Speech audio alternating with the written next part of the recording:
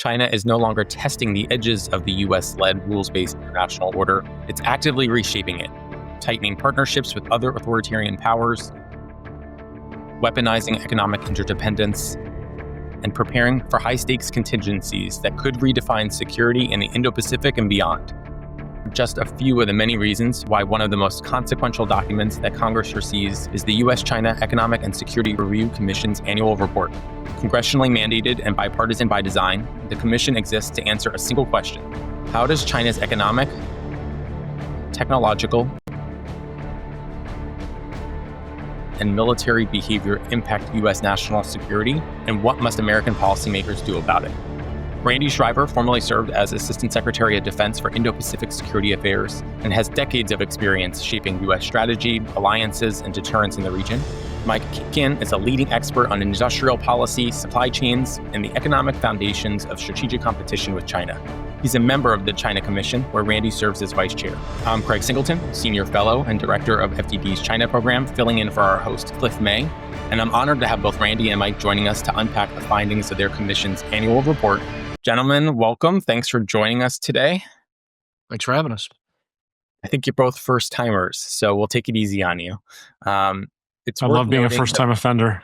Exactly. There's no hazing here at FDD, only against authoritarians. But, it's worth noting, of course, that the timing of our conversation, just yesterday I testified before Congress on China's use of hybrid warfare against American interests in Europe. A reminder, I think, that Beijing's strategy is indeed global, it's coordinated, and it's increasingly integrated across economic, military, and technological domains.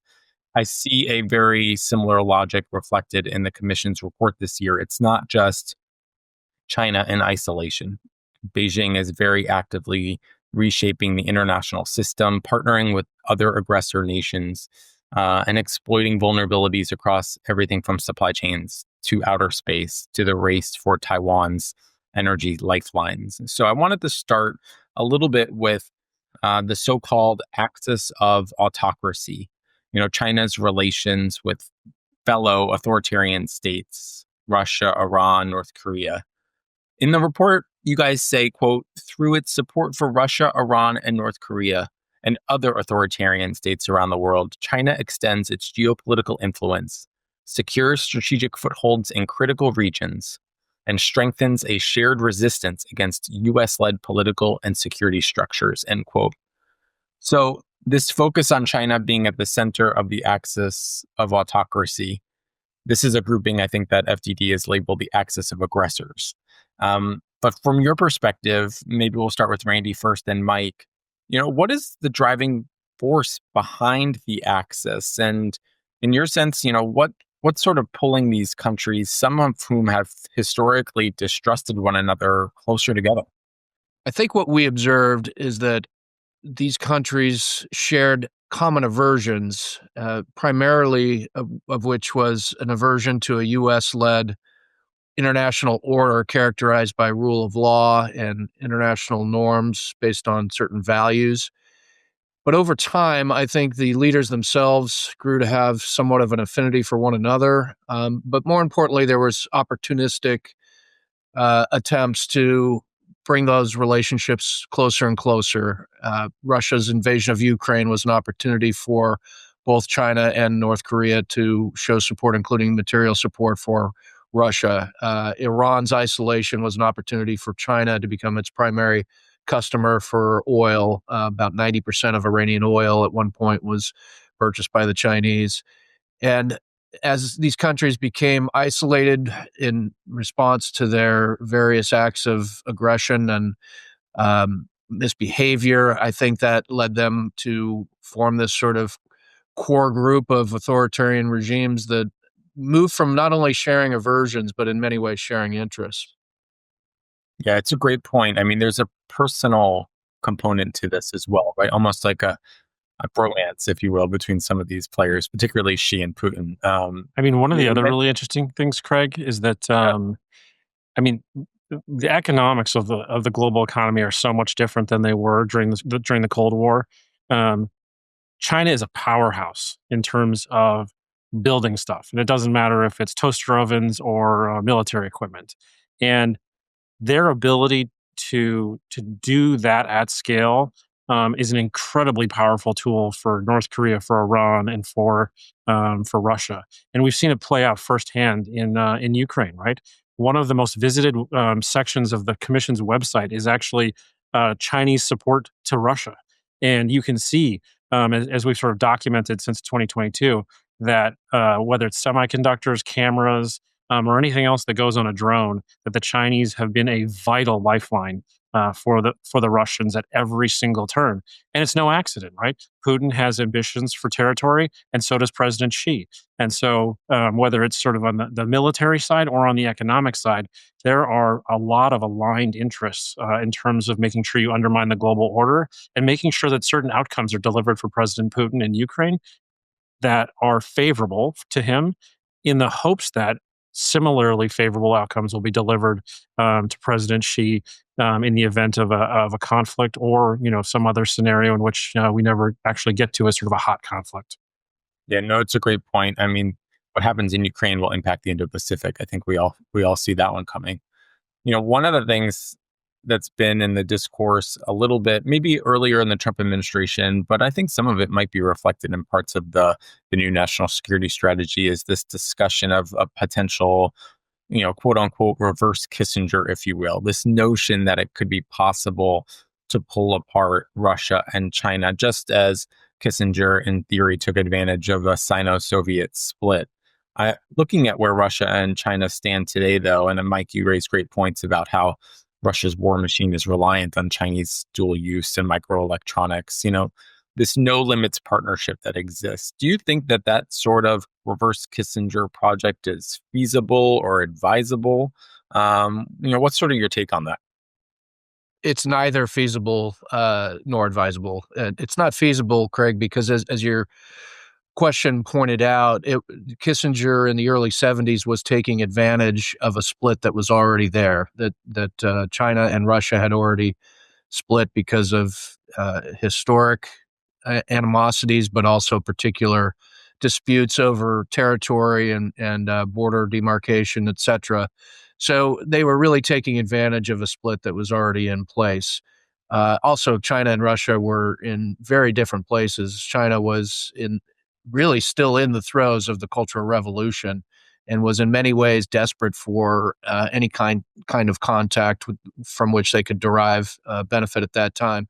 So I don't think it's feasible, and I'm not sure it's advisable. In fact, I would say it's not. Putin is not a character to be trusted. He's KGB through and through to this day. And I think any attempt to bring him on sides would merely be a tactical move for him to gain advantage, which he would ultimately use as leverage over us. Mike, what do you think? I mean, Randy and I have this riff when we do these podcasts. I usually agree with what he says, so I do there too. Always advisable. I mean, yes, exactly. It's feasible and advisable. uh, the the take that I would have, Craig, is that we should absolutely find opportunities to drive a wedge between these countries. Uh, I just don't know if there are a lot of opportunities to do that these days.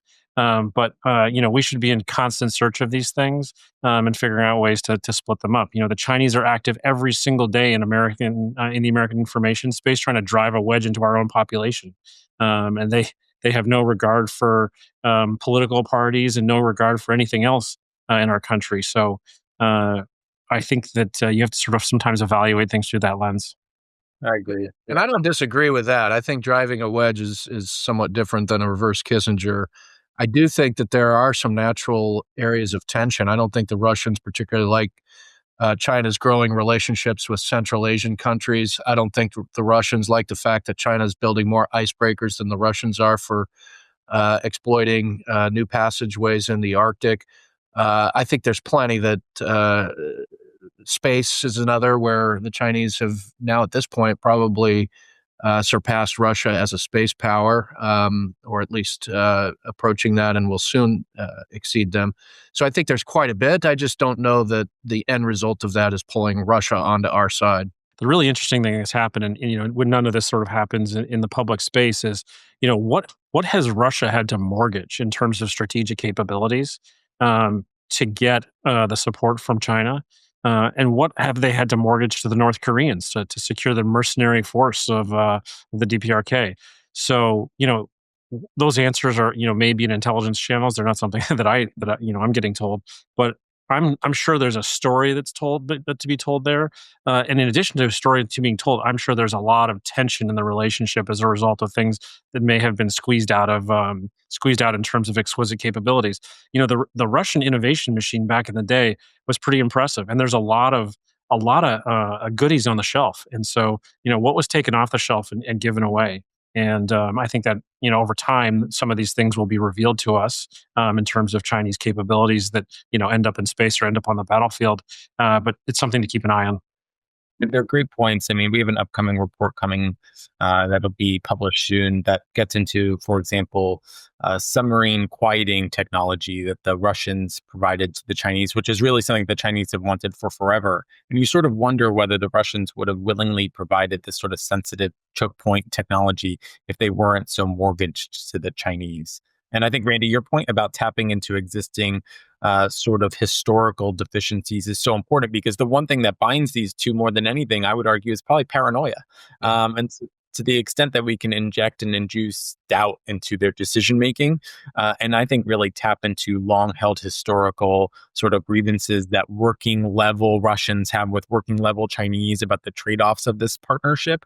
I mean, those seem like opportunities that are just ripe for the taking, but it does require a strategy. And I do think we'll see what 2026 holds, but there doesn't seem like there's a clear strategy on how to tap into that yet, but we'll see. I wanted to, Mike, you mentioned something that's really important. And I think the report, the USCC report, mentions that the war in Ukraine is sort of a little bit like a catalyst for further Axis cooperation. And if we imagine for a moment that Russia agrees to settle the war in Ukraine, seems like a long shot, but maybe it happens. But I imagine in this scenario, probably on terms that are favorable to the Kremlin. There's no Ukraine membership in NATO, not now, not ever. There are some territorial changes or swaps that favor Ukraine, maybe some very limited US security guarantees. I'm sort of curious, starting with Mike, but then Randy too, like, how do you assess that type of end state or outcome could shape this access further? What comes of something like that? Really good question, Craig. One of the things that I've been thinking a lot about over the last few months is, how has the democratic world sort of responded to the actions of President Xi with respect to Taiwan, and how have they responded with respect to President Putin with respect to Ukraine? And the story that I think I'm starting to take shape in my mind is, we've been treating all of President Putin's activities in Eastern Europe and all of President Xi's activities with respect to Taiwan as microaggressions, and they're microaggressions that could be handled through diplomatic channels. And that's sort of the response that we've persistently had. Often the outcome of the diplomatic efforts of the democratic world have resulted in close to nothing. I mean, one of the first trips I took when I was with Leader Schumer was a small group of us, bipartisan trip. We went to Georgia. People forget about Georgia, but it should be a warning sign. It should have been a warning sign, and we should have reacted in a very severe way. And that did not happen. It was treated as a microaggression, and ultimately, the diplomatic solution that came out of it was incredibly favorable to the Kremlin. And so, as we think and look towards, post 2027, when President Xi has allegedly said his military needs to be ready to take Taiwan, we cannot respond right now or in the events sort of after 2027, as we see him move the status quo as microaggressions. We have to respond in a way that is thoughtful, in a way that is serious.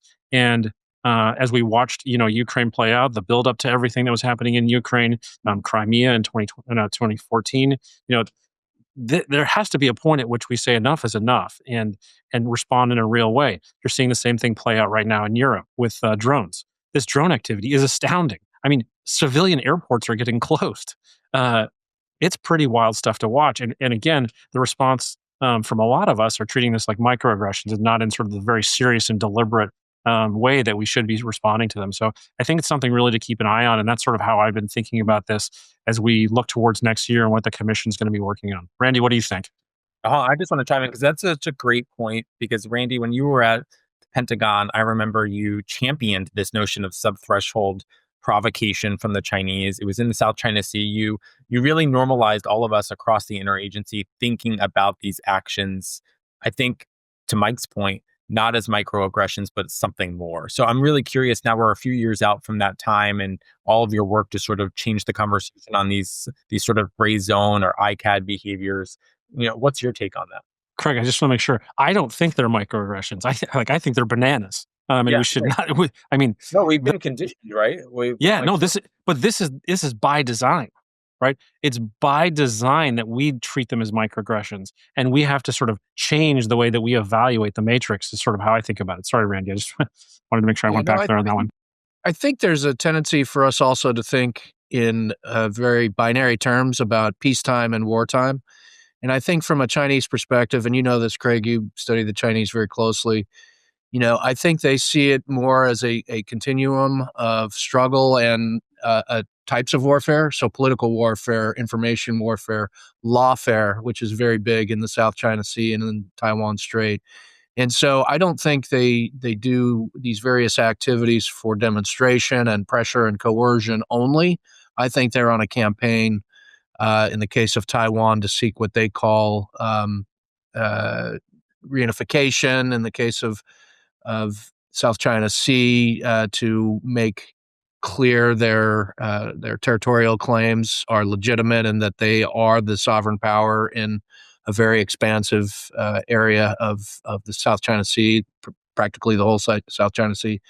So I think we need to think of it in those terms, that these are campaigns and that they're in a constant state of struggle and really warfare, rather than this binary wartime peacetime equation.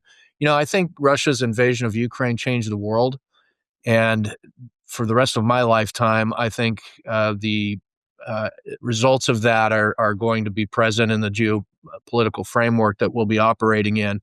So if it ended today, tomorrow, I think the world has changed, and I think these relationships will largely be intact. Certainly, these are transactional leaders and transactional countries at some level. But look, if the war ended in Ukraine and a year or two later there was a problem on the Korean Peninsula, do any of us think Russia's not going to help North Korea? I certainly think they would. Same would be true of conflict in the Taiwan Strait. Could Russia be counted on to support China at the levels that China's supporting Russia right now? I think most of us would say it's an almost certainty. Yeah, couldn't agree more. I think there is no bright line, and I think it forces us in the United States and other countries too to sort of move beyond this binary view of war.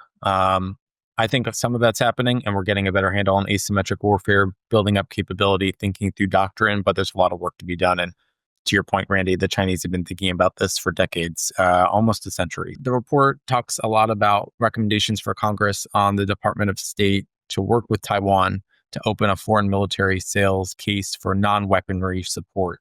In your mind, what would that entail, and how does that enhance deterrence? Well, the logic is the following. A lot of our posture initiatives in the Indo-Pacific are to better position us for the defense of Taiwan for the purposes of deterrence. So, developing areas in the Philippines, in northern Luzon and Palawan Island, developing areas in the Southwest Island chain of Japan, so that we can have access to those areas with the most helpful proximity to the Taiwan Strait, the Miyako Strait, and the Bashi Channel. And so, since there's such a direct relationship to deterrence and defense of Taiwan, why not have a mechanism where Taiwan can contribute for that? Some of the delays in developing those areas have been arguments over color of money, the difficulty of getting military construction funds, MILCON, to develop those areas. Why not expedite that with having Taiwan, giving Taiwan the ability to contribute to that? I want to get a little bit to supply chain choke points. This has been kind of the theme of 2025 so far. The report puts a lot of emphasis on supply chain choke points and eroding U.S. security, rightly so. The sections of the report are, in my view, the most rich parts of the report, and I encourage everyone to go and read them. There was one section I thought we always talk about the headache and then just sort of describing what the aspirin is at FDD. And I think this report does this particularly well, especially on supply chain issues. I wanted to pull one line from the report that sort of resonated with me. It said, quote, without bold action to strengthen domestic production, de-risk from potential adversaries, and coordinate more closely with allies and partners, the U.S. will become ever more dependent on Chinese supply chains, while Beijing in turn strengthens its ability to exert leverage via those supply chains by imposing either targeted controls or larger scale embargoes on critical exports to the United States, end quote. Story of 2025.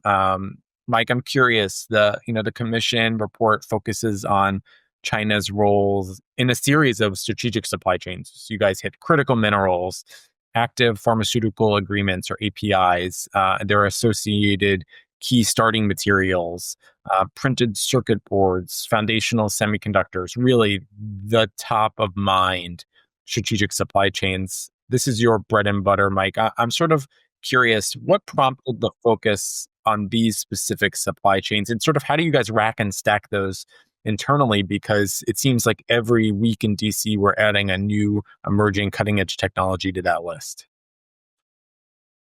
Thanks for the question, Craig. I would say that the one that sort of focuses my mind the most, and I'm just looking at the area behind Randy for anything that's electronic, because everything that is basically an electronic has a legacy chip in it, right? Like my phone may have a 2 or 3 or 4 nanometer chip, right? Randy's probably does too. Yours probably does too.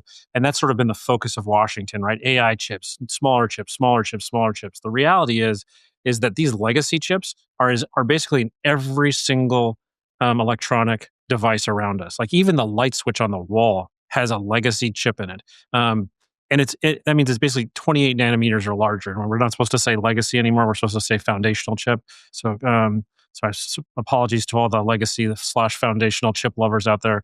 And that's how you sort of think about it. Now, imagine a world, all right, where Taiwan is now in China, in a sort of post-conflict scenario. Basically, the entire globe's supply of legacy or foundational chips are now no longer in the control of something where we have influence or access to. And so we need to start thinking about the foundational chips community, industry in a fundamentally different way, right? Everyone's focused on Arizona and the TSMC facility there. I mean, think about all of the chip facilities that are making foundational chips here in the U.S. and what are we doing to expand them and work with the Europeans to expand their capacity there. That's something I focus on a lot when I think about this. One of the other things that we did, and by the way, the supply chain section is the passion project of Commissioner Leland Miller and Livia Shmavonian. And so I want to make sure I give them credit. A lot of the work here on PCBs and the things you mentioned are really, they're sort of thought leadership on these ones that got us there. And then the next one that I would sort of focus on for you is the Made in China 2025 hearing that Randy and I did at the beginning of last year, sort of before it was cool to start talking about pharmaceuticals and foundational chips and some of these things. One of the areas where the Chinese made incredible investments was in Made in China 2025 was racing or expanding their capacity to do things in the pharmaceutical space. There's a thing that happened that was either planned or unplanned by the Chinese, which is as they built out their capacity to do pharmaceuticals, which they've done an incredible job at, there was a secondary benefit, which is there's an infrastructure layer to the bioeconomy that allows you to accelerate in biomaterials, bioindustrials, and biomanufacturing. And remember, if you look historically, there are 3 sciences that all of us have probably took in high school, right? Physics, chemistry, biology, right? Physics and chemistry are basically unlocked as general purpose technologies. The democratic world basically unlocked those things over the last 150 years. Biology is not unlocked as a general purpose technology.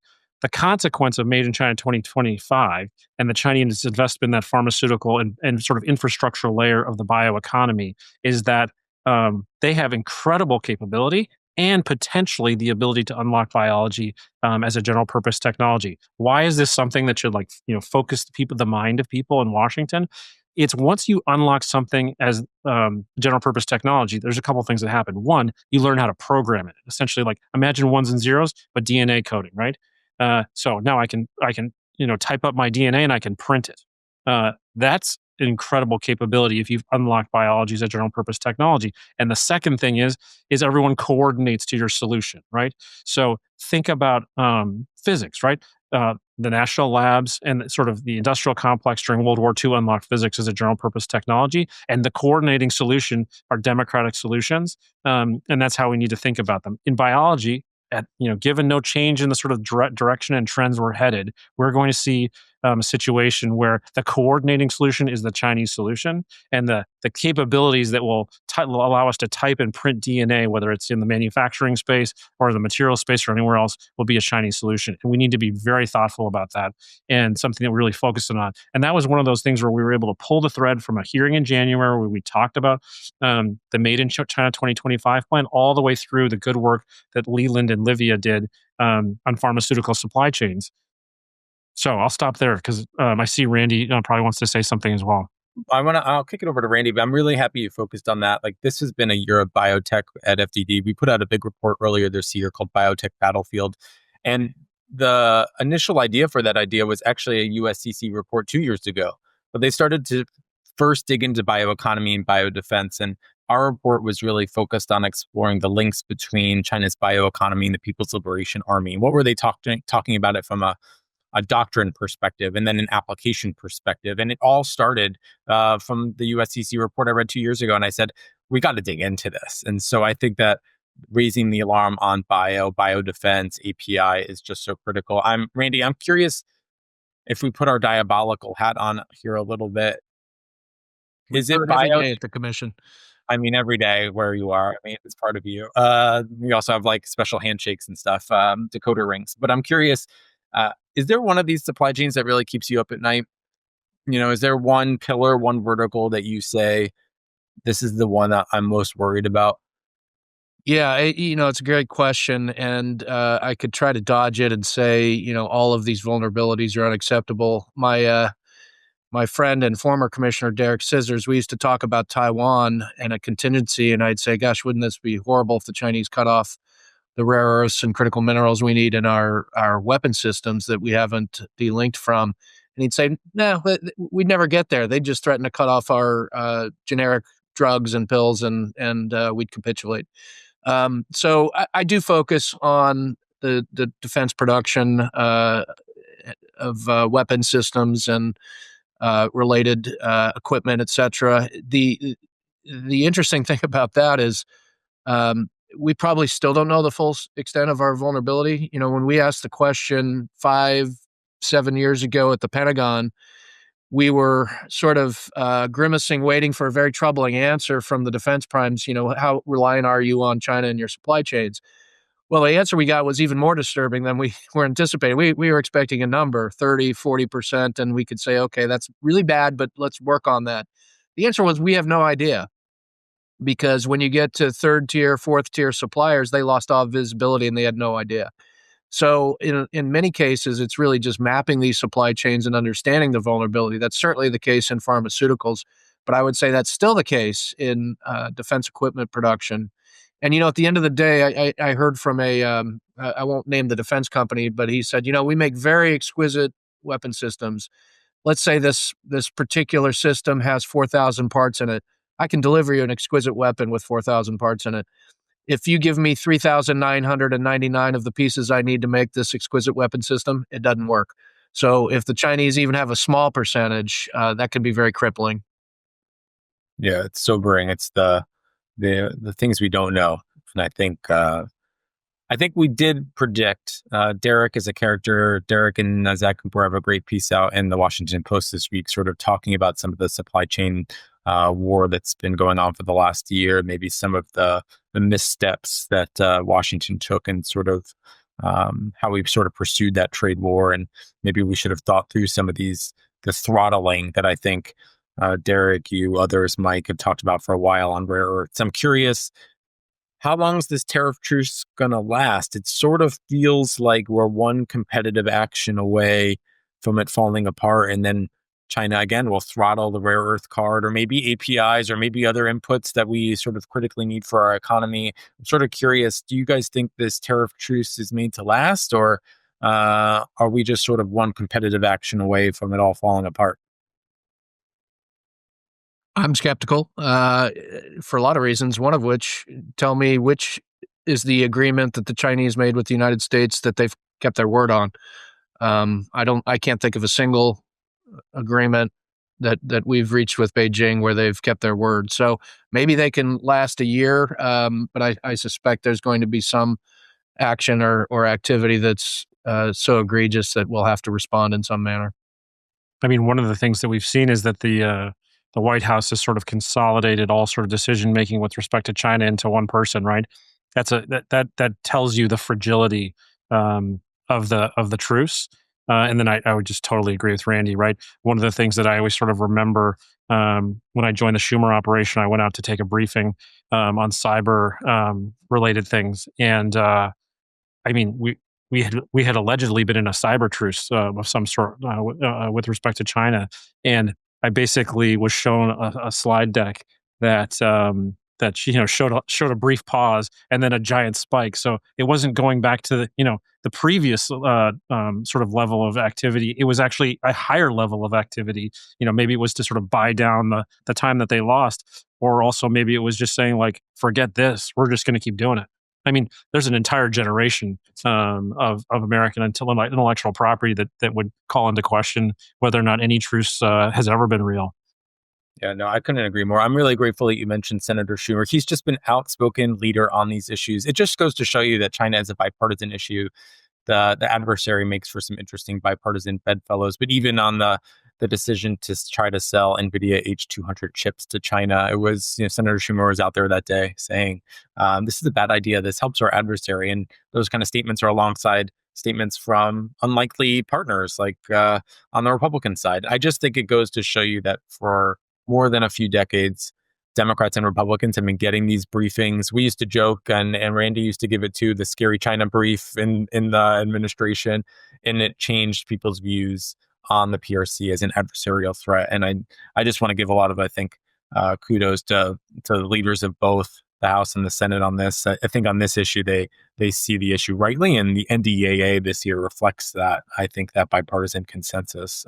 It's funny to hear you say that. Or it's not funny. I'm glad to hear you say that, Craig.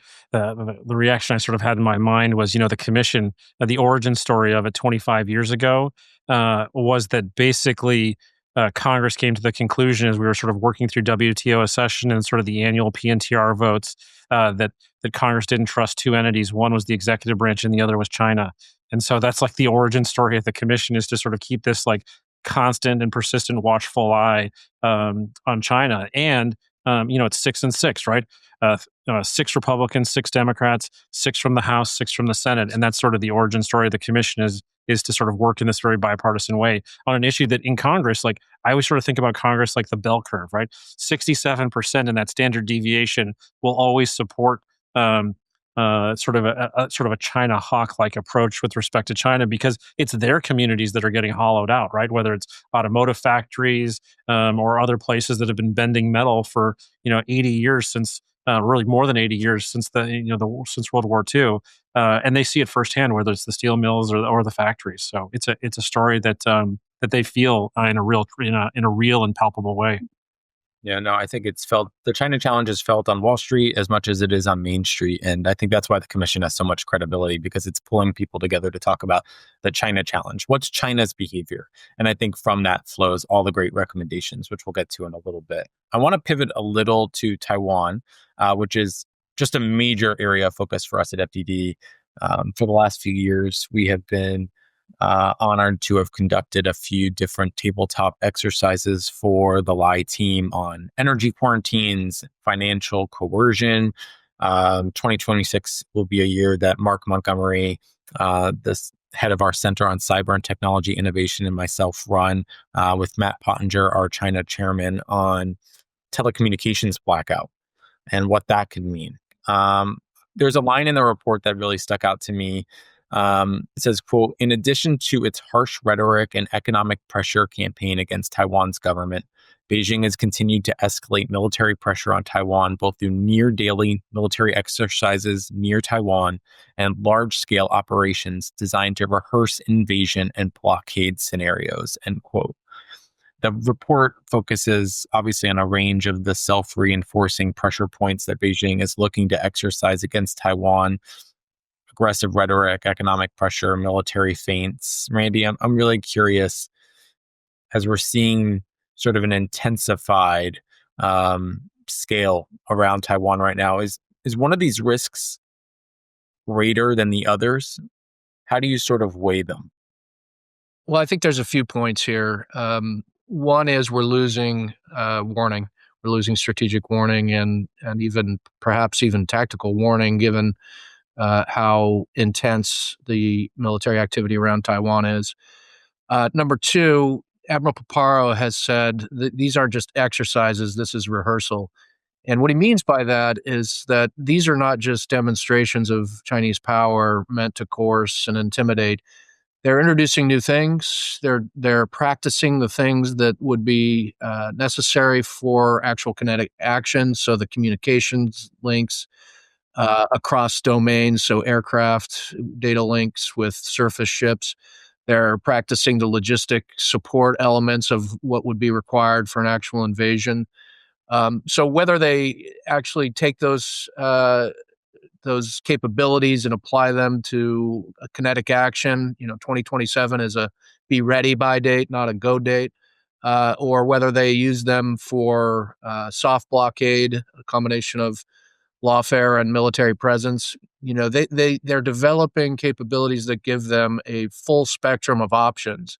And I think, we've got to be prepared, and Taiwan certainly has to be prepared for a number of possible contingencies. There's been a lot of focus on the invasion and prioritization of capabilities for counter-invasion and survival. I think that's appropriate to a certain level.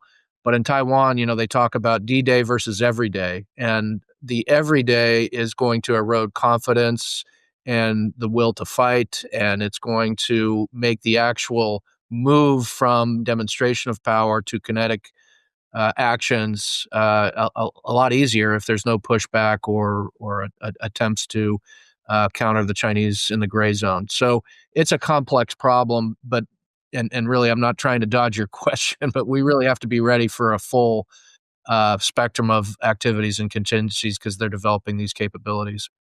Yeah, I'm really glad you mentioned will to fight and the optionality issue. I know the Institute for Indo-Pacific Security, where you chair it over there, is looking at this as a big project topic for 2026. So I think Mike's leading it over there. It sounds so exciting.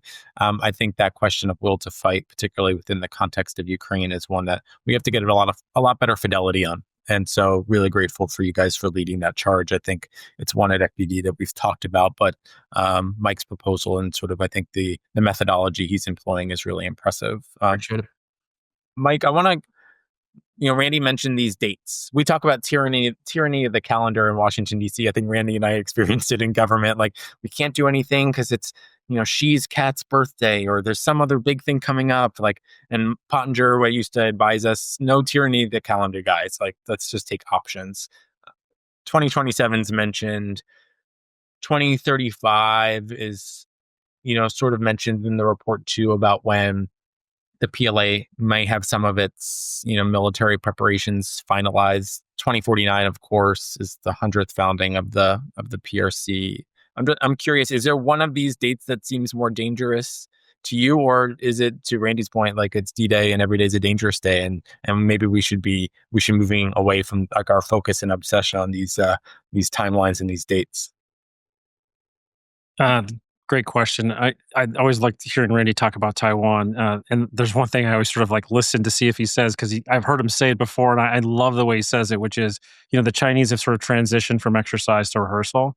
And as I sort of think about, 2027, I mean, the way that I evaluate it is the Chinese are already doing operational preparation of the environment. I mean, this is a concept that I really became familiar with during my time on the Armed Services Committee and sort of meeting with special operation forces around the world. And I mean, that's how we have to evaluate Salt Typhoon, Volt Typhoon. That's how we have to evaluate Chinese information operations in the U.S. calling into question, American will to defend Taiwan. And so, I mean, the date was probably sometime behind us, not in front of us necessarily. And that operational preparation phase is well underway. There's been public reports, and we had a witness that talked about this at some length about how the Chinese are parked all over American energy infrastructure. I mean, these are like key things, right? The Chinese are clearly sending us a message, which is we don't want to have a hot conflict. And the way we're going to prevent that is by basically trying to hold your political leadership hostage to making a decision that they're legally sort of at the moment committed to do. And Randy should talk about one of the recommendations on sort of Indo-PACOM, show your homework at some point. But like that's how I sort of evaluate the space and how we should be thinking about these things every day. Yeah, no, that point on the PRC moving from access to prepositioning is just so important, right? Preparing for a war they hope to never fight by building this strategic dependence by design. I want to get to the recommendations because I think the most important part of the report is every detail that goes into the recommendation section, and then members of Congress run with these ideas. I want to make sure we champion a few because I think it's impossible to look at the pending National Defense Authorization Act and not see the commission's fingerprints all over it.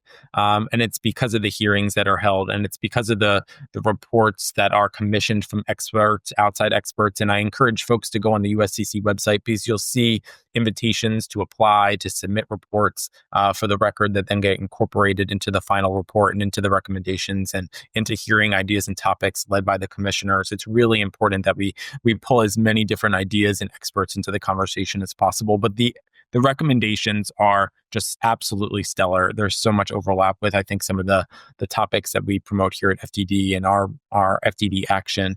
I want to focus on the economic security side again, because I think, to my point, 2025, that was the story. One of the recommendations offered by the commission is the establishment of a consolidated economic statecraft entity. And that's meant to address national security challenges posed by China's systemic behavior and this persistent evasion of U.S. export controls and sanctions as well. Mike, I'm curious, this is one of your big areas of focus. Can you describe a little bit more in detail why you think this entity is so important, what the commission is maybe thinking about a little bit as we talk about economic statecraft? I mean, the first thing I would say, and just you sort of triggered me on your opening question there, which is when I joined Leader Shriver in 2017, it was really like an education in how to think about national security and economic security in the same framework. And he did a variety of tours around New York that you'd sort of hear him tell stories about. And then the other thing he would talk about is sort of Chinese currency manipulation and how they use that to enter into the sort of economic, the global economic world and sort of manipulate a variety of things. So just to sort of tell that part of the story. In terms of economic statecraft, Randy and I actually wrote an op-ed earlier this year. And one of the things we talked about was after 9/11, there was a big reorganization of the way the United States government thought about sanctions and the sanctions community. And there were a couple of big things that happened. One, there was sort of this consolidation of administrative and decision-making power into sort of one entity at the Treasury Department. And then the second part that happened, and sometimes this is underappreciated, the Treasury Department was made part of the intelligence community. I mean, that doesn't sound like a super sexy thing, but in reality, one of the things that it allows an entity to do is to drive collection requirements. And when you can drive collection requirements and instead of having to tin cup around, one of the things that you can do is sort of take the flash to bang of any sort of action you're going to take and shrink it because you're actually getting the intelligence that you need.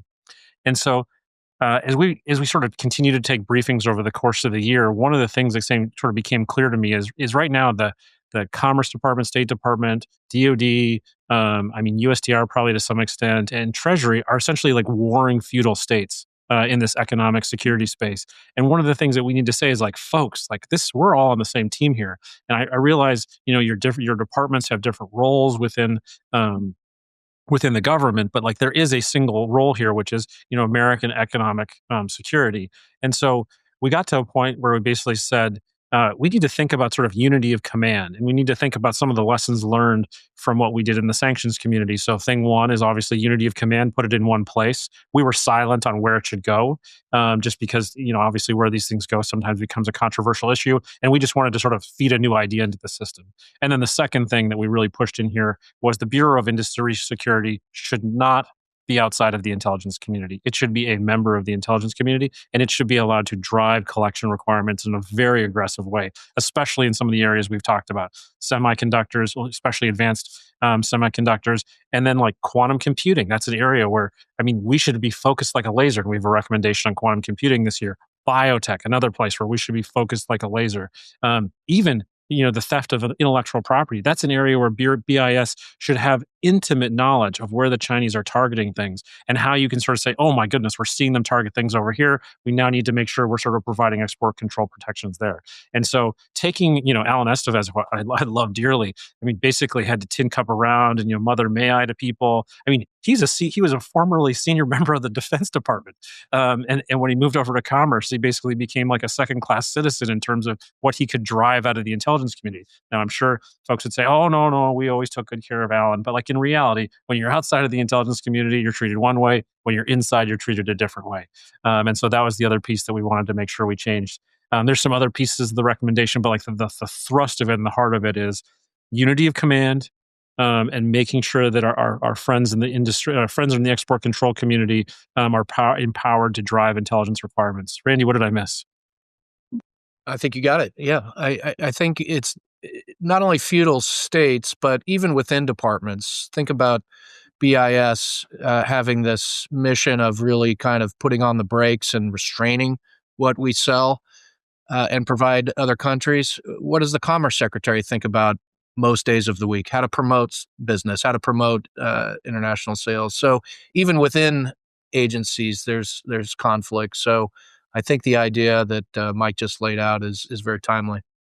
Yeah, no, I'm grateful that you mentioned the 9/11 lessons because Juan Zarate, who is our chairman of our Center on Economic and Financial Power, helped stand up and then led Treasury's Office of Terrorism and Financial Intelligence specifically to the reason, Mike, that you mentioned, like pulling these different parts of the interagency in. And of course, we always seem to lean first on DoD. And of course, the first call was always to the DoD. And I remember, Randy, when you led that shop, you were always just like, yeah, like we can't do this, our job, unless everyone else is doing their job. And I just thought it was like the most important lesson for everyone in the interagency to hear. But the other challenge with commerce or other parts of the interagency, right, is budgets and billets kind of determine your importance on the org chart, your ability to move around. Do you guys think BIS and commerce need to grow and have bigger budget and more people? And this is coming at a time when we hear about DOGE or we need to be cutting parts of the government. Is this one of those parts of the government that needs to be sort of protected and maybe even expanded?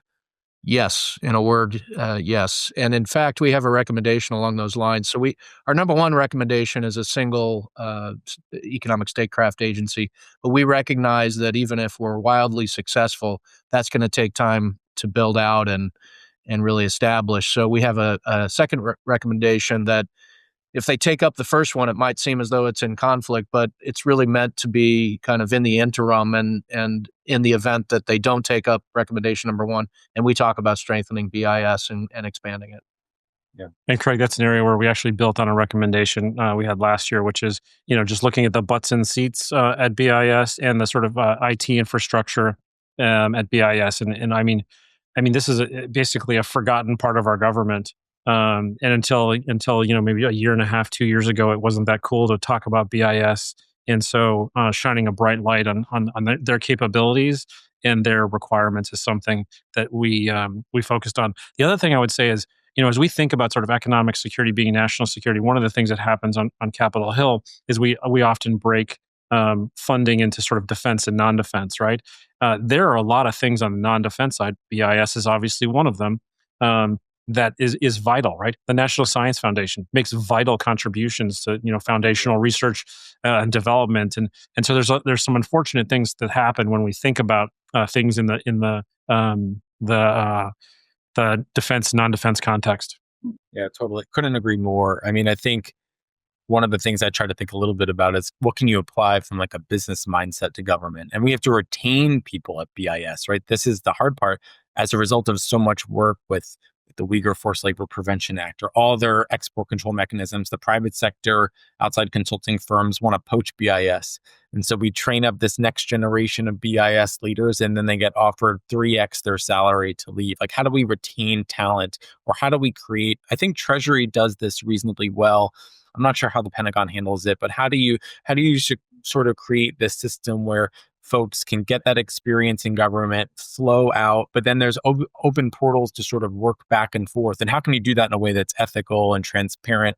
Because ultimately, the lure of the private sector, if we can't retain this talent, it's kind of a weakness in our system. And I think it's something we're going to need to be thinking a lot about is what is it? Signing bonuses? What's the retention rate? Do we think about promotion and advancement of holding these, building up this cadre of experienced export control and potentially moving forward, even import control exports? I think it's a workforce issue, and the report hits on this as well. Mike, I know you guys have been talking about this for a while. Like we have a workforce challenge too that we have to build up in this space and supply chain. So I think that's something we're all going to be thinking about in the next year. All right, so Mike, the floor is yours. You get the last question, of course. Save the best for last. This is a long report. It's hundreds of pages long. I usually print them out like a boomer, and I have them on my desk all year long, and I have dog-eared pages, and I use these yellow tabs, and all year I use it as a reference. So does my RA. So does pretty much everyone I know around town. I kill, unfortunately, a lot of trees printing this report, but not everyone's going to have time to read the whole thing.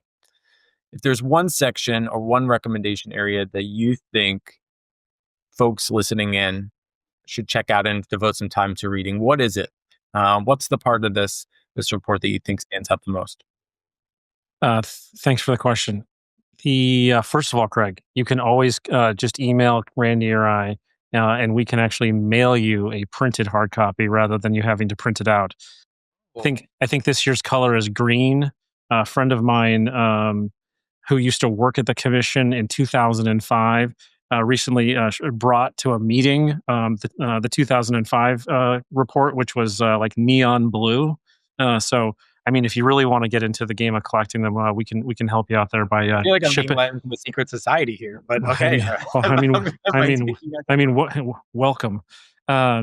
So, I think what I would do with you, Craig, is not highlight one, but one of the things that I wanted to make sure we did this year is last year the commission's number one recommendation was sort of, it was before it was cool. We recommended a Manhattan-style project to do to sort of sprint to an artificial general intelligence capability, and we had a variety of sort of recommendations that were built inside of that recommendation to sort of say, chips are going to be key to this, but there's a lot of things that need to go along with it. We're not saying nationalize sort of the AI race. What we're saying is like industry, just like when we did the Manhattan project, has to be a vital piece of it. So what I tried to do this year was pull that thread into a few other areas this year. And think about the idea of convergence, okay? There are three tech areas that we really focused on this year. One was biotech, one was quantum, and the other one was space. As you think about the next 5, 10, or 15 years, there's going to be a convergence of artificial intelligence into a lot of these other ecosystems. In biotech, it's going to accelerate science. When people think about quantum computers, they always think it's just like this, one computer, right? In reality, there's a old-fashioned computer or high-performance computer on the front end and the back end, and artificial intelligence is going to play a role not just in that quantum computer, but also in those high-performance computers that are on the back and front end of the quantum computer. And then space. I mean, space is one of these places where people right now. We're talking about data centers in space. I want you to think about space in a different way. Which is at some point there's going to be a base on the moon. At some point there are going to be spaceships that travel around, and at some point there's going to be a base on Mars. How are we going to sustain life in these places? Biology, biotechnology is going to play a vital role here. So there's a convergence that's going to happen. That we need to be very thoughtful about, and we need to think about the cadence of how we make investments as a U.S. government and what policy decisions we need to do to make sure that as those things converge, we're seeing democratic leadership in that space in a very thoughtful way. So, that's how I would encourage you to think about it. Is we're going to see the convergence of a variety of technology areas, and we can obviously pour money into them, but we also need to make sure we're doing it in a way that is accelerating things in a way that's thoughtful and deliberate. Yeah, great points. And as a space nerd, a Star Trek nerd as well, I appreciate the focus on space, the final frontier here. I know Yeah, that we're one of my favorite things to do when I was a kid was watching Star Trek with my mom. And so when we were working on the space chapter, I was like, my only requirement is that words "the final frontier" must appear prominently. it is a necessity, I think. My Spock obsessed 10-year-old would agree. But I think that's a great way and a great point to end on. I know we could go on forever about the findings in the report and the urgent, important work of the commission. Beijing is clearly playing a long game and often below the threshold of what we would call open conflict. But I think the intent is unmistakable. The danger for us in Washington isn't maybe a lack of information, it's a lack of urgency. And I think this year's report offers Congress a great blueprint for action. Thank you so much to the two of you for coming on today. We'll be closely following these developments. Thanks for having us, Craig, and look forward to continued partnership with FTD.